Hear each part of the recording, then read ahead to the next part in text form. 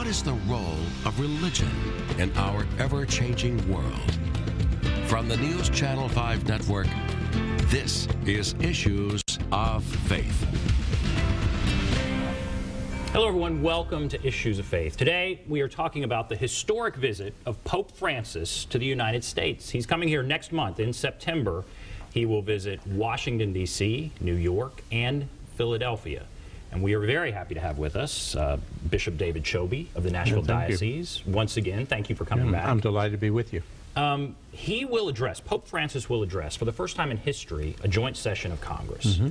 And I want to talk about his schedule and your plans to be there and everything. But this, to me, that's quite fascinating. He's addressing Congress. He's made some political statements.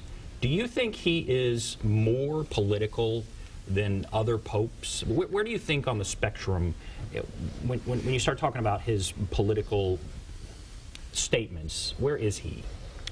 Well, I think he probably is not more engaged in politics than any of the popes in his immediate past.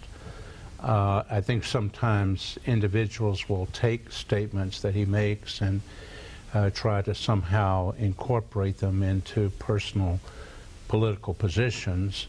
I think very often, however, it's not the political element of the statement that really matters to him as much as it is the spiritual, the moral aspect of what he speaks about.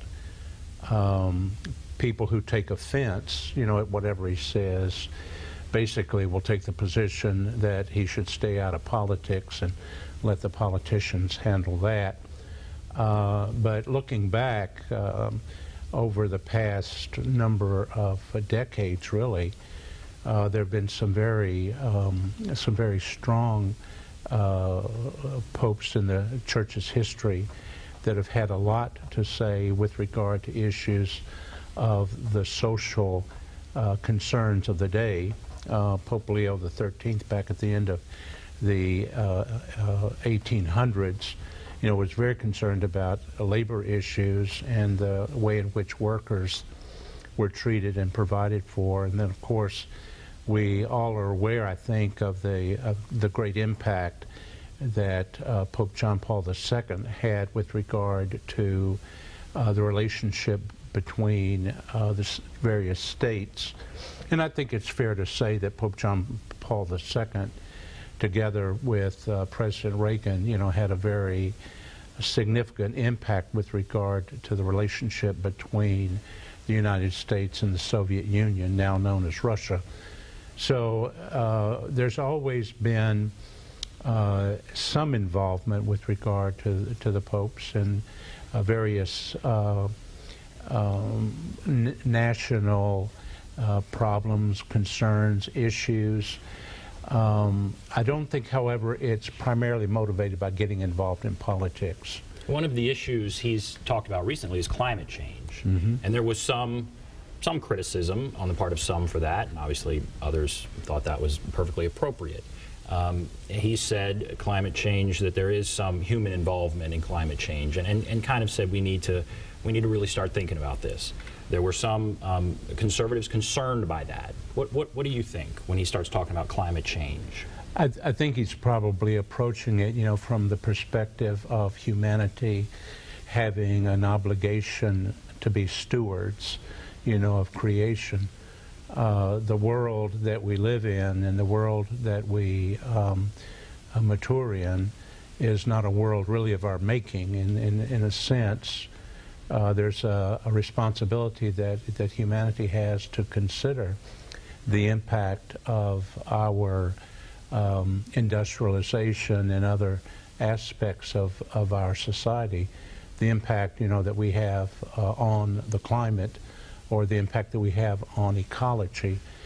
Then too, I think the issue here is also what is it that we're going to hand on to the generations that come behind us, and what kind of contribution are we going to make in terms of handing them a world that really is more suited or better suited, for for their growth and development and for their happiness and contentment.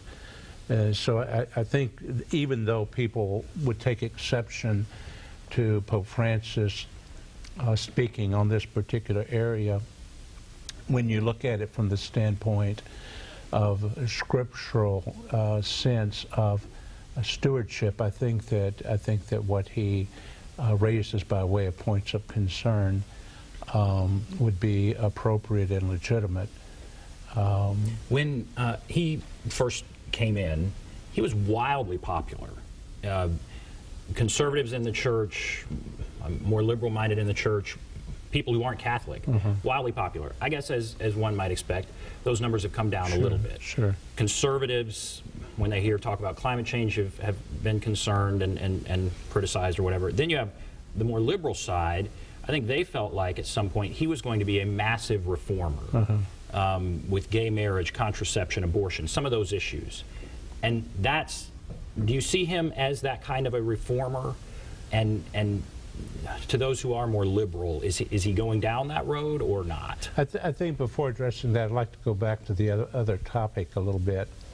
I think one of the things that people have no understanding of is that anything that he may say with regard to something like issues of ecology are not stated in a vacuum. People assume that he is making a statement or writing documents on a topic such as ecology, relying upon himself as the sole resource for the information. What people don't understand is that he has, as a part of the work at the Vatican, a group of scientists known as the Pontifical Academy of Sciences, which contains a great number of individuals who are recognized as leaders in the field of science, some of whom are Nobel Prize recipients. So if people think that he's disconnected, making decisions or writing papers, pieces on something like ecology, and he's doing that all alone without any involvement of those who are engaged in science, they don't really understand how all of that works. So these aren't off-the-cuff statements. No. These are really well thought out. And he's intentionally putting himself in the climate change, I guess, debate. He's saying there is a moral obligation on the part of religious people to think about these issues. Yeah, from that standpoint of us being stewards of creation. And I think we get a sense of the importance of it in that recent event from yesterday with regard to the whole issue of the physician or the dentist who, went on a safari to Africa, and it raises a lot of concerns.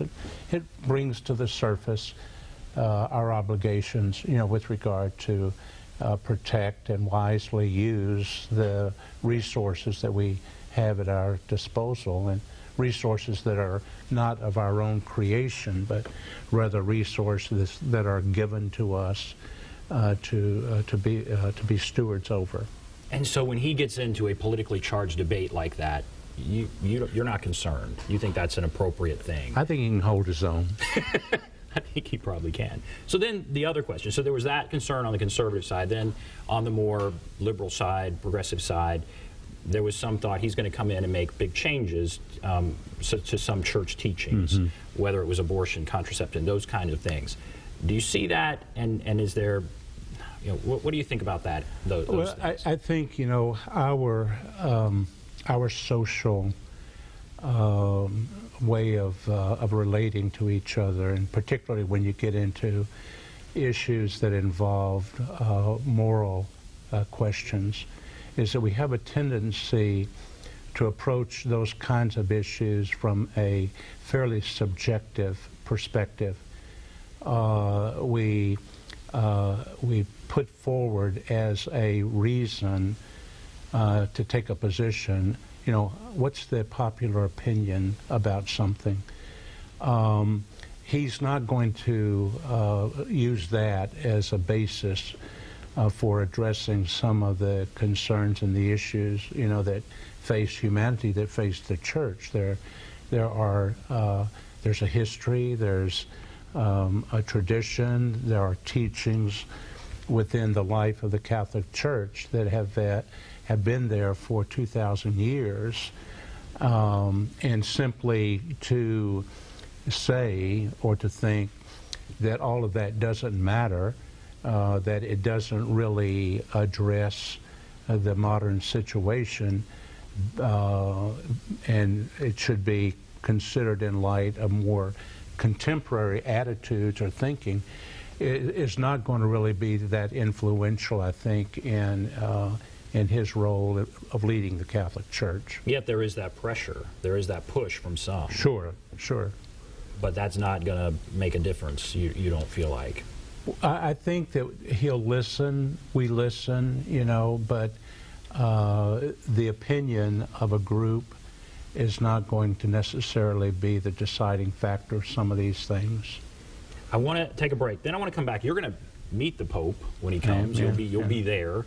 And I want to talk about that, which is very interesting, and also just his overall agenda, what he'll do when he's here in the United States. So we'll take a break. Be back right after this.